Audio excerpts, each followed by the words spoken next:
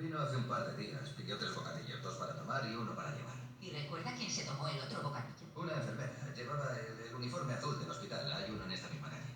¿Cómo era físicamente? ¿Me estaba gustando? Sí. Nadar entre residuos biológicos me hizo pensar. Estas cosas deben mantenerse estériles, pero si alguien manipuló la pistola de grafas también pudo contaminarla. Así que pasé una torunda y he encontrado esporas durmientes. ¿Qué clase de esporas? Aún no lo sé, he encargado un examen. En unas horas tendré los resultados. Buen trabajo, doctor. Y que lo diga, doctora. Creo que esta es la última caja. ¿Aún te preocupa aprovecharte de mí? Lo estoy superando. Dámelo. Gracias. ¿Tienes frío? Sí. Yo misma se lo decía a Jess.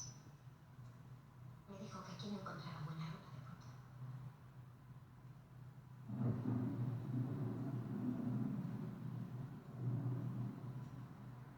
Quiero ver a ella. Tienes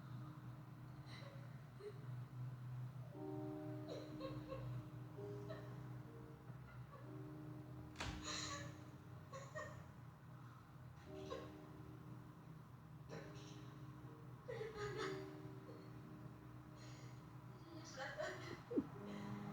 Sufro estrés emocional. Oye,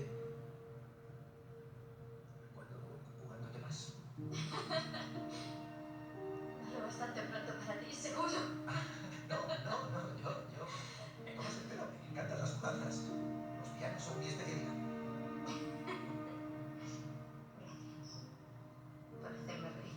Pues no es broma. No hay ningún vídeo de la operación de Ted. El aparato estaba apagado.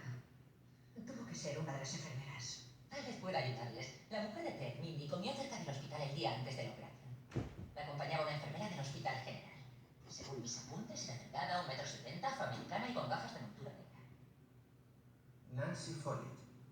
Ayer hablamos con ella en el hospital y dijo que Chandler era una bomba de relojería. Un momento. Nancy Follett, uno de los historiales laborales que me dieron era el suyo. Chandler se quejó muchas veces de ella. O sea que Nancy hizo que estallara la bomba para vengarse de Chandler. ¿Pero por qué habló con Mindy? Dinero. Los he investigado.